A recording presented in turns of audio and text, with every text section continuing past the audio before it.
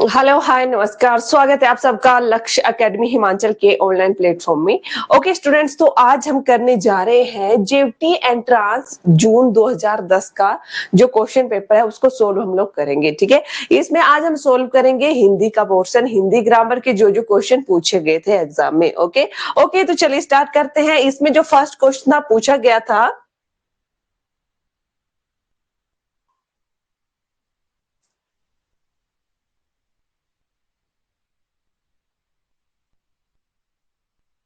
तो first question था निम्नलिखित शब्दों में से कौन सा क्रिया है। ठीक है, आप लोगों ने क्रिया छांटना था। इसमें जो भी क्वेश्चन पूछा गया था कि क्रिया शब्द छांटो। ठीक है, तो क्रिया शब्द हो जाएगा। इसमें 4 ऑप्शन दिए गए थे, जैसे कि पहला था इसमें दौड़, दूसरे नंबर पर हो जाएगा बुनाई, तीसरा ऑप्शन था इसमें धोना, और चौथे नंबर पर था हंसी। हंसी। तो क्रिया शब्द छांटना है आप लोगों ने, क्रिया क्या होती है। ठीक है, अब देखिए यहाँ पर धोना क्या है, धोना। धोना धोना जो है धो धातु से बना हुआ है। ठीक है, धो धातु। तो जो क्रिया होती है, क्रिया का मूल रूप क्या होता है, धातु होता है। ठीक है, आप लोग क्रिया को कैसे पहचान सकते हैं, धातु से। ठीक है, अब जितनी भी क्रियाएं होंगी उनमें कोई ना कोई धातु लगी ही होती है। तो यहाँ पर दौड़ नहीं है, बुनाई भी नहीं हो जाएगा, हंसी भी नहीं होगा। ठीक है, तो इसमें जो धोना है, धोना में धो धातु लगा हुआ है। ठीक है, धो धातु से धोना क्रिया बना हुआ है। तो यहाँ पर सी ऑप्शन आप लोगों का करेक्ट हो जाना था। ओके, नेक्स्ट क्वेश्चन था इसमें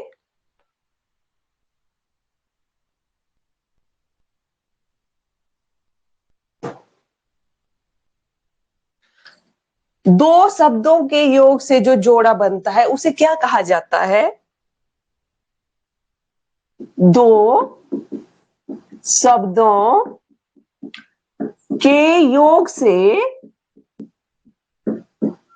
जो जोड़ा बनता है उसे क्या कहा जाता है। जोड़ा बनने को क्या कहते हैं। ओके, दो शब्दों के योग से जो जोड़ा बनता है उसे क्या कहते हैं। ऑप्शन था यहाँ पर, ए ऑप्शन था पद, बी ऑप्शन था वाक्य, सी ऑप्शन पे हो जाएगा यहाँ पर अक्षर, और डी ऑप्शन था यहाँ पर युगम।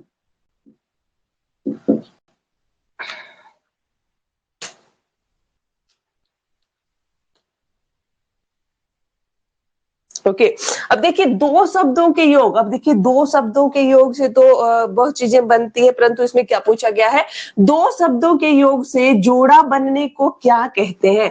जब जोड़ा बन जाता है, ठीक है, जब जोड़ा बन जाता है तब उसको युगम कहा जाता है। ठीक है, अगर यहाँ पर होता दो शब्दों के योग से, दो या दो से अधिक शब्दों के योग से, ठीक है, अगर इस तरह से होता तो उसे क्या कहा जाएगा। तो दो या दो से अधिक जहां पर होंगे सार्थक शब्द होंगे। इस तरह से अगर पूछा हो जाएगा तो वहां पर क्या क्या चीजें बनती है, वो डेफिनेशन उस आधार से होगी और उस आधार पर ही वहां पर ऑप्शन पूछे जाते हैं। ठीक है, तो यहाँ पर पूछा गया था तो जोड़ा पूछा गया था, तो आपने क्या आंसर करना था, युगम होना था इसमें करेक्ट आंसर।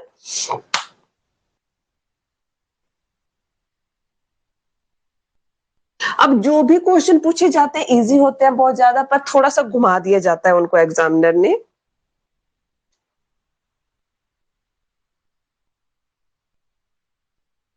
ओके, नेक्स्ट है वाक्य के कितने अंग हैं।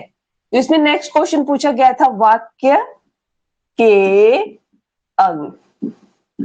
ओके, तो वाक्य के अंग कितने हैं, तो इसमें ऑप्शन था देखिए 4, नेक्स्ट था 8, 2 और 3। ठीक है, अब वाक्य के कितने अंग होते हैं, वाक्य के 2 अंग होते हैं, एक होता है उद्देश्य और दूसरा कौन सा होता था, विधेय। ओके, तो इसमें 2 करेक्ट हो जाना था। सॉरी।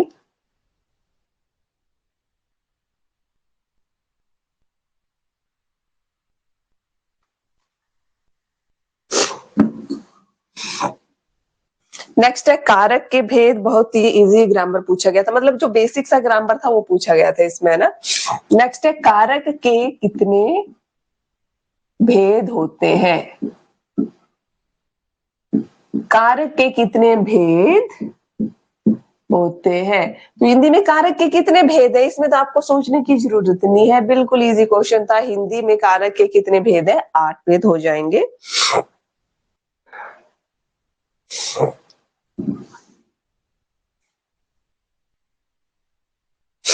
ओके, नेक्स्ट क्वेश्चन था पुरुषवाचक सर्वनाम। 6 नंबर पर जो क्वेश्चन पूछा गया था, पुरुषवाचक सर्वनाम के भेद, के भेद। तो जो पुरुषवाचक सर्वनाम है, पुरुषवाचक सर्वनाम के कितने भेद होते हैं? ऑप्शन था इसमें 2, 3, 4 और 5। ओके, तो पुरुषवाचक सर्वनाम के कितने भेद होते हैं? पुरुषवाचक सर्वनाम के 3 भेद होते हैं, ठीक है। इसमें कौन कौन से थे? उत्तम पुरुष होता है, मध्यम पुरुष होता है, अन्य पुरुष होता है, ठीक है। तो पुरुषवाचक सर्वनाम के 3 भेद होते हैं।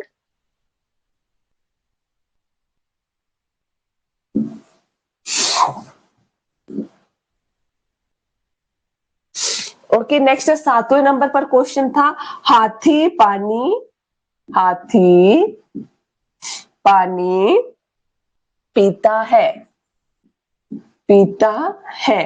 तो इस वाक्य में कौन सी क्रिया है? इस तरह से क्वेश्चन पूछा गया था। तो पहला ऑप्शन था इसमें सकर्मक, सकर्मक। दूसरा ऑप्शन था अकर्मक क्रिया। ओके, तीसरे नंबर पर ऑप्शन था द्विकर्मक और चौथे नंबर था प्रेरणार्थक क्रिया, प्रेरणार्थक क्रिया, ठीक है। अब देखिए हाथी पानी पीता है, कौन सी क्रिया हो जानी थी? जब मैंने क्रिया वाला चैप्टर करवाया था तो वहां पर मैंने क्लियर की हुई थी चीजें। आप लोगों ने क्वेश्चन पूछना होता है क्या और किसको का, ठीक है, क्या और किसको का। ओके, तो पहला क्वेश्चन इसी वाक्य में आप लोगों ने पूछना था, हाथी क्या पानी क्या पीता है? हाथी क्या पीता है? ओके, अब आंसर मिल रहा है पानी, ठीक है। दूसरा क्वेश्चन पूछना था हाथी किसको पीता है, किसको पीता है? तो फिर से आंसर मिलना था पानी को पीता है। ओके, जब आप लोग क्या और किसको का प्रश्न पूछते हैं, जब वहां पर उत्तर मिल जाता है तब वहां पर कौन सी क्रिया हो जाती है? सकर्मक क्रिया होती है, ठीक है। सकर्मक क्रिया होती है जहां पर कर्म आवश्यक होता है, जहां पर कर्म पर फल पड़ता है। ओके, तो हाथी पानी पीता है, इसमें करेक्ट आंसर हो जाना था ये सकर्मक क्रिया थी और इसमें ए ऑप्शन आप लोगों का करेक्ट हो जाना था।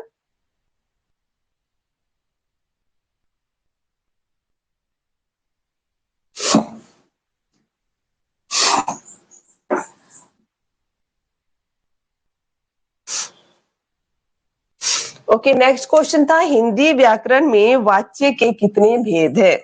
ओके, 8वें नंबर पर क्वेश्चन है हिंदी व्याकरण में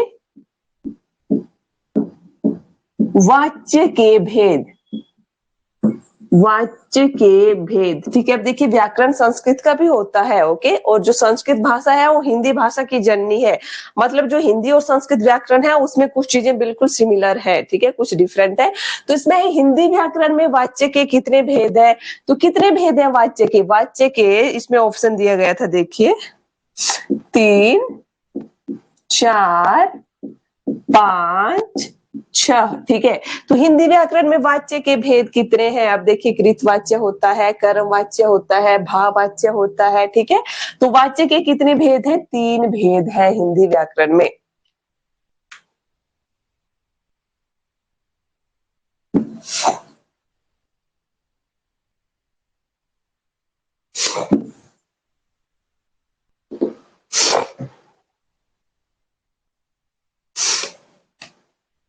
ओके, नेक्स्ट क्वेश्चन था इसमें क्वेश्चन नंबर 9, विकारी शब्दों के भेद, विकारी शब्दों के भेद।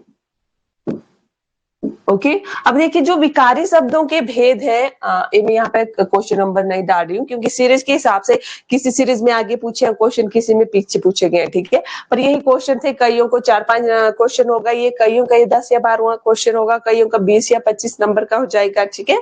तो विकारी शब्दों के भेद, तो विकारी शब्द हिंदी में विकारी शब्द कितने हैं? 4 है, संज्ञा, सर्वनाम, क्रिया और विशेषण हो जाएगा, ठीक है। विकारी शब्द होते हैं, अविकारी शब्द होते हैं, विकारी शब्द भी 4 है, अविकारी शब्द भी 4 ही है, ठीक है। तो विकारी शब्द कौन कौन से हैं? संज्ञा है, सर्वनाम है, क्रिया है और विशेषण है। विकारी शब्द वे होते हैं जिसमें लिंग, वचन, कारक इत्यादि के आधार पर विकार उत्पन्न हो जाता है, मतलब परिवर्तन हो जाता है, ठीक है। वे शब्द क्या कहलाते हैं? विकारी शब्द कहलाते हैं।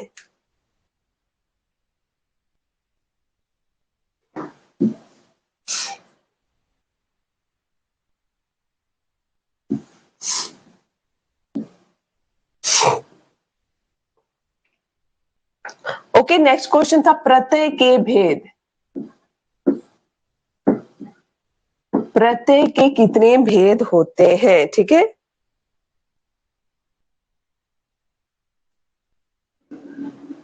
ओके तो प्रत्यय के कितने भेद हैं, इसमें ऑप्शन देखिए, ऑप्शन दिए गए थे आप लोगों के पास।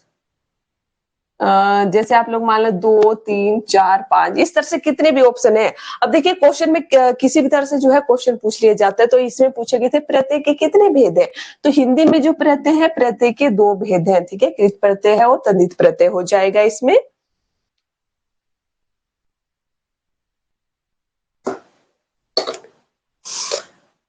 मतलब जो बेसिक सा ग्रामर होता है ना, इसमें ज्यादा डीप नहीं पूछा गया है जो भी है जीएफटी एंट्रांस का, क्योंकि नॉर्मल सा टेस्ट होता है जीएफटी एंट्रांस का। खासकर जो डीपली क्वेश्चन पूछा जाता है हिंदी ग्रामर में, जो कमीशन वगैरह होता है, ठीक है, उसमें पूछ लिया जाता है। उसमें पूछ लिया जाता था, पूछ लिया जाएगा तन्दित प्रत्यय में कौन कौन सी चीजें आती है, कहाँ पर तन्दित प्रत्यय है, ठीक है, इस तरह से क्वेश्चन पूछ लिए जाते।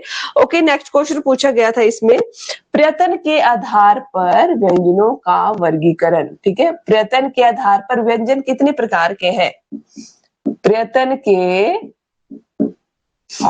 आधार पर व्यंजन, ठीक है, पूरा क्वेश्चन नहीं लिख रही हूँ, इसी तरह से समझाइए। प्रयत्न के आधार पर व्यंजन कितने प्रकार से बांटे गए हैं? 2, 3, 4 या 5, ठीक है। अब मेरे आधार पर देखिए, मेरे अकॉर्डिंग जो इसका आंसर होना चाहिए, तो प्रयत्न के आधार पर जो व्यंजन है उनको 2 भागों में बांटा गया है। एक है इसमें बाह्य प्रयत्न, ओके, दूसरा इसमें अभ्यंतर प्रयत्न, ठीक है। तो इसमें जो है 2 ऑप्शन करेक्ट हो जाना था।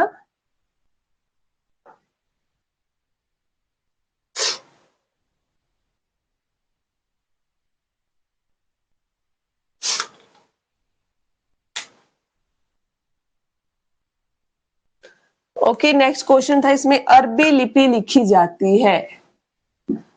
अरबी लिपि लिखी जाती है, लिखी जाती है। बाएं से दाएं ऑप्शन था इसमें, बाएं से दाएं या दाएं से बाएं,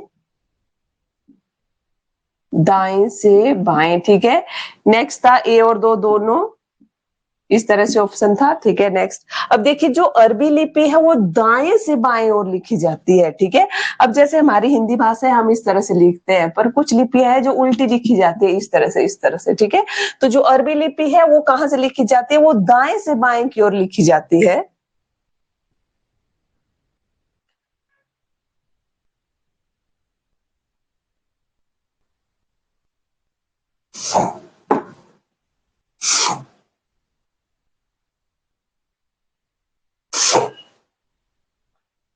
ओके नेक्स्ट क्वेश्चन है, ए का उच्चारण, सॉरी,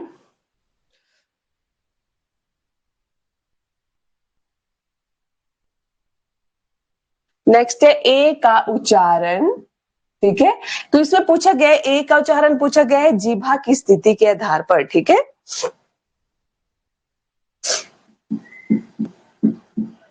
जीभा की सक्रियता के आधार पर।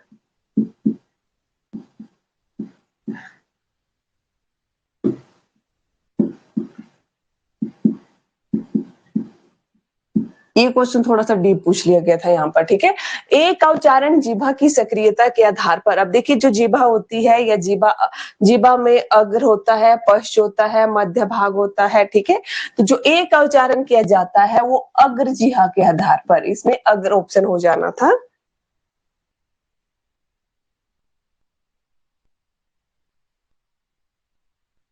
तो इसमें वो ऑप्शन थे अग्र, मध्य और पश्च। ठीक है, तो इसमें जो ऑप्शन हो जाना था, बी ऑप्शन करेक्ट हो जाना था। बी ऑप्शन में था अग्र। ओके,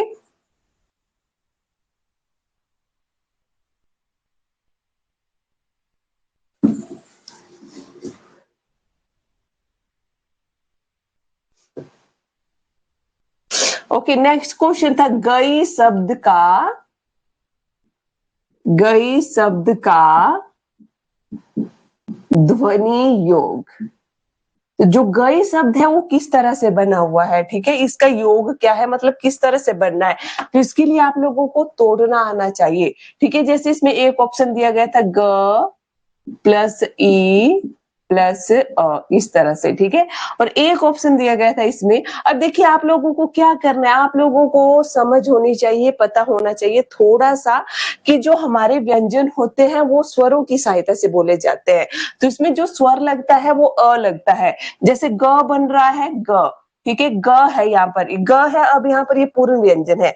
परंतु जब इसको तोड़ेंगे आप लोग तो ग हलंत में चला जाएगा और अ हो जाएगा। ठीक है, तो ग जमा अ जमा ई। तो इस तरह से जो इसका करेक्ट आंसर हो जाना था ये वाला, इसमें ग जमा अ जमा ई। अब जब इसको मिलाएंगे, जब ग और अ को मिलाएंगे तो हलंत हट जाता है, तो ये क्या बन जाना था, पूरा ग और ई क्या बन जाना था, गई बन जाना था। ठीक है,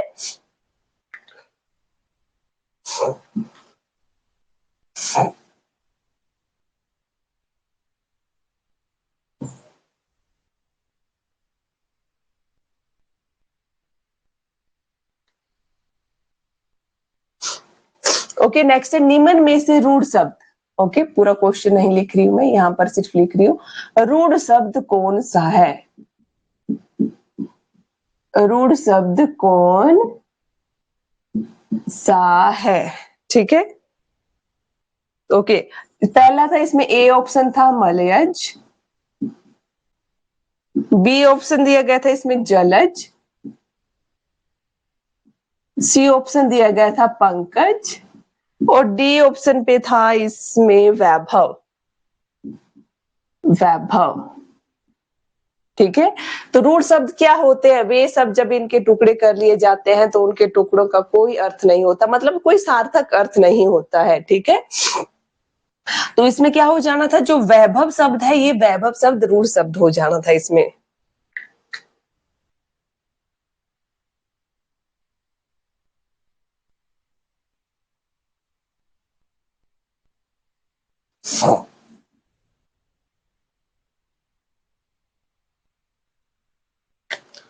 ओके, नेक्स्ट क्वेश्चन था मूल स्वर। मूल स्वर कौन सा है। ओके, मूल स्वर कौन सा है, पहले ऑप्शन देख लीजिए इसमें क्या क्या पूछे गए थे। अ, ए, उ और ई। ठीक है, अ ए उ और ई।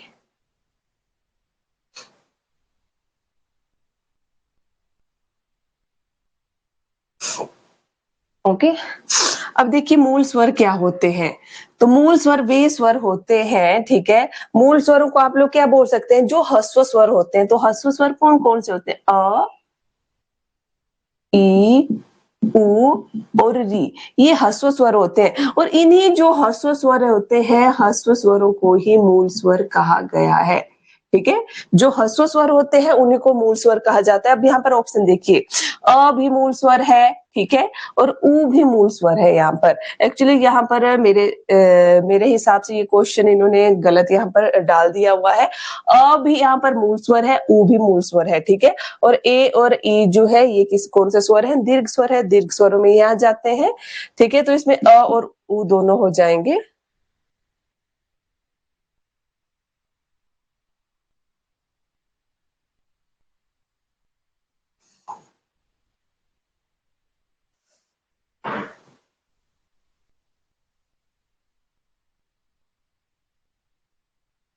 नेक्स्ट था शुद्ध वर्तनी का आपने चयन करना था। शुद्ध वर्तनी कौन सी है? शुद्ध वर्तनी, ठीक है, तो इसमें 3-4 ऑप्शन दिए गए थे, अलग अलग तरह से इसको लिखा गया था।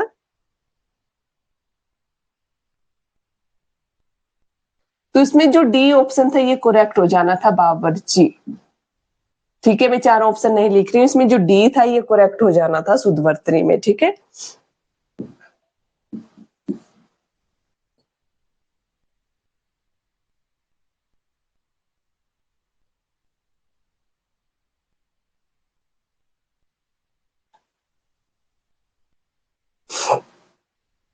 ओके, नेक्स्ट क्वेश्चन है व का उच्चारण स्थान। व का उच्चारण स्थान ये पूछ लिया गया था, जो आपका फर्स्ट चैप्टर स्टार्ट होता है वर्णमाला का, वहां से, ठीक है। तो व का उच्चारण स्थान क्या है? व। अब आप लोग खुद ही व का उच्चारण कीजिए जरा, क्या हो रहा है? व दंत भी आ रहे हैं, ओष्ठ भी आ रहे हैं, ठीक है, तो क्या हो जाना था इसका? दंतोष्ठ है, दंतोष्ठ है, ओके।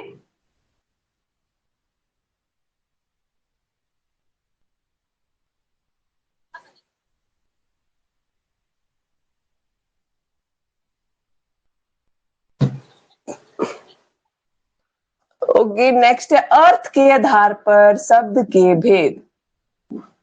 अर्थ के आधार पर शब्द के भेद, तो अर्थ के आधार पर यहाँ पर देखिए ऑप्शन था 2, 5, ठीक है, 7 ऑप्शन था और 3 भी ऑप्शन था। तो अर्थ के आधार पर जो शब्द है वो 2 तरह के होते हैं। अब अर्थ किस तरह से निकलता है? सार्थक अर्थ निकलता है किसी चीज का, या तो निरर्थक अर्थ निकल जाएगा, ठीक है।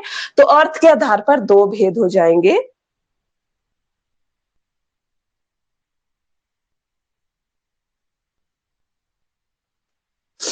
अर्थ के आधार पर 2 भेद हो जाएंगे, सार्थक और निरर्थक,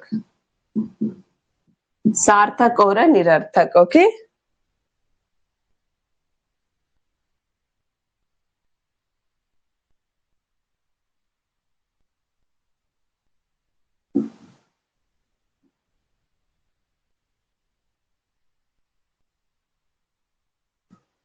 ओके, नेक्स्ट क्वेश्चन था इसमें शुद्ध शब्द छांटिए। शुद्ध शब्द छांटना था, ठीक है। इसमें 4 दिए गए थे, देखिए यहाँ पर पहला था कृपया, दूसरे नंबर पर था चिन्ह, तीसरा था गुरु, और चौथे नंबर पर था उज्जवल। ओके, चौथे नंबर पर था उज्जवल। तो इसमें शुद्ध शब्द छांटना था आप लोगों ने, सॉरी, इसमें शुद्ध नहीं अशुद्ध शब्द छांटना था आप लोगों ने, कि अशुद्ध वर्तनी कौन सी है, ठीक है। अब कृपया इस तरह से भी लिखा जाता है, कृपया पूरक इस तरह से भी लिखा जाता है, तो ये ठीक है, ठीक है। चिन्ह भी ठीक है, गुरु भी ठीक है। इसमें जो उज्जवल शब्द है ये गलत हो जाएगा, क्योंकि इसमें आधा ज लगता है दोनों में, ठीक है, तो इसमें डी ऑप्शन हमारा आंसर हो जाना था।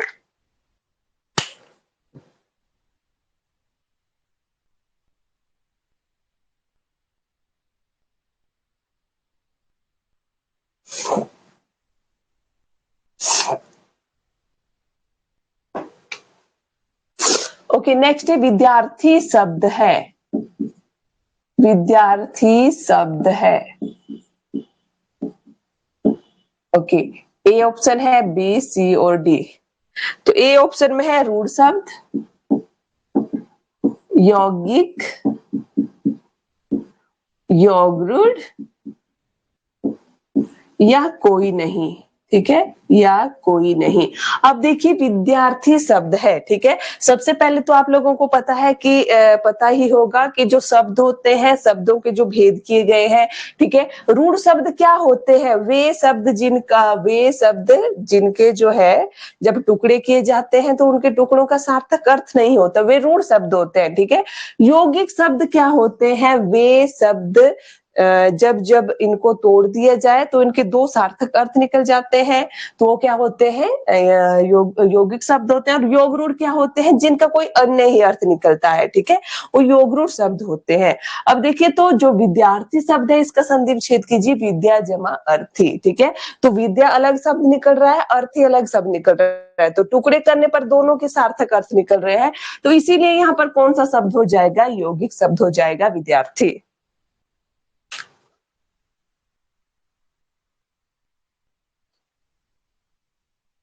ओके, नेक्स्ट क्वेश्चन था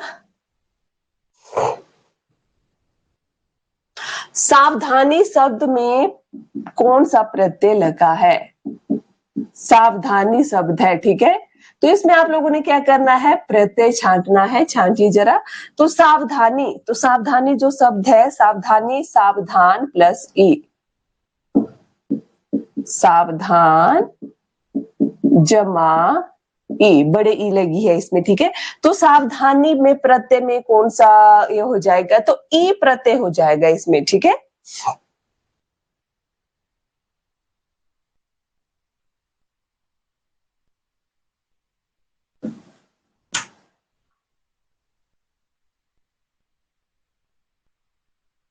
ओके, नेक्स्ट क्वेश्चन था संज्ञा शब्द के स्थान पर प्रयुक्त होने वाले शब्दों को क्या कहा जाता है? संज्ञा शब्द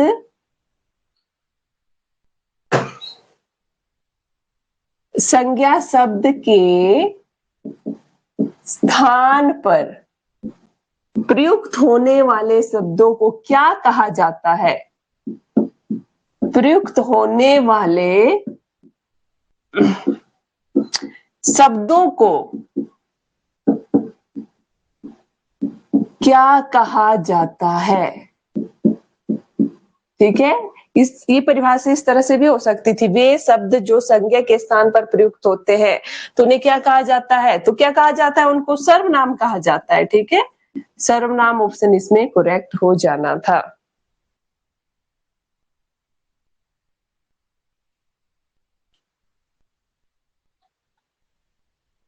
ओके, तो लास्ट क्वेश्चन बच जाता है इसमें, आत्मा शब्द का तद्भव रूप है। आत्मा शब्द का तद्भव रूप, तो आत्मा शब्द का तद्भव रूप क्या होता है? ठीक है, तो आत्मा शब्द का तद्भव रूप क्या हो जाएगा? इसमें ऑप्शन था पहला स्वयं, बी ऑप्शन था इसमें आत्म सप्त, ओके, सी ऑप्शन था इसमें आप, ओके तो इसका जो करेक्ट आंसर हो जाना था डी, इसमें कुछ और ही दिया गया था। तो आत्मा शब्द का जो तद्भव रूप है वो क्या हो जाना था? आप हो जाना था, ठीक है, इसमें आप जो है करेक्ट आंसर हो जाना था। ओके, तो यहाँ पर अभी हमने जेवीटी का जो एंट्रांस था उसमें जो हिंदी ग्रामर पूछा गया था वो हमने सोल्व किया, ठीक है। ओके, तो क्लास को खत्म करने से पहले जरूरी जानकारी देना चाहूंगी, लक्ष्य एकेडमी हिमाचल ऐप पर टीएसटी, पीएसटी, जेवीटी, एलटी, पटवारी, पुलिस कांस्टेबल के सभी जो कोर्सेज हैं वो उपलब्ध है। तो आप लोग गूगल प्ले स्टोर से लक्ष्य एकेडमी हिमाचल ऐप को डाउनलोड कर लें, वहां पर सभी कोर्सेज की जानकारी आप लोगों को मिल जाएगी। और अधिक जानकारी के लिए 8894592402 पर भी आप लोग कॉल कर लें या तो व्हाट्सएप कर लें। Okay, thank you.